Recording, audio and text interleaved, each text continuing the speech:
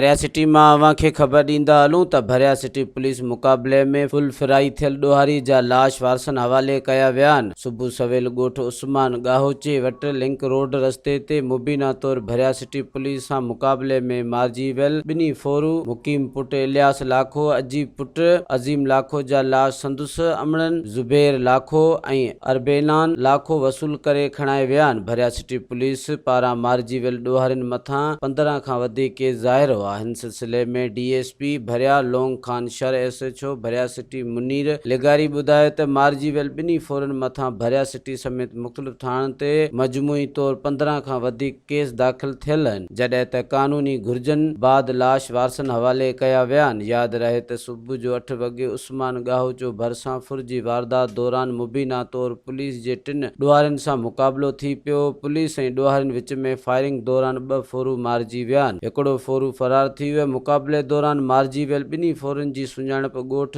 दाऊद लाखो वासी मुकीम पुट इलियास लाखो अजीब पुट अज़ीम लाखो तौर थी है। मुक़ाबले बाद समें ॻोठाणा वाक़े वारे हंधि पहुची लाश ॾिसण लाइ पहुची विया आहिनि। मारिजी वियल ॿिन्ही फोरनि जा लाश वाक़े वारे हंधि तां पुलिस मोबाइल में विझी भरिया सिटी अस्पताल आंदो, जिते डॉक्टरनि पारां पोस्टमार्टम कयो वियो। डॉक्टरनि जो चवणु आहे त ॿिन्ही फोरनि खे हिकु गोली छाती में लॻी आहे, जंहिं सबबु मौत वाक़े थियो है। Soomro wallpapers and PVC panel shop 3D wallpapers की वसी रेंज, जो आपके घर को बनाए आपके ख्वाबों की तरह खूबसूरत।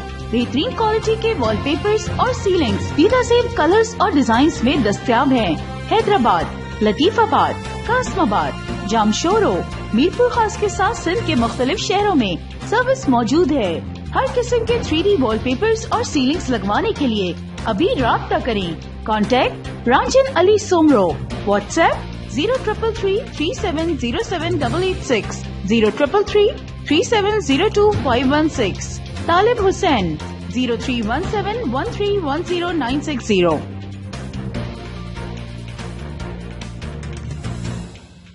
मज़ीद ख़बरनि ऐं तफ़सीलात लाइ विज़िट कयो असांजी वेबसाइट www.awamiNewsHD.com ऐं ॾिसंदा रहो अवामी न्यूज़ HD।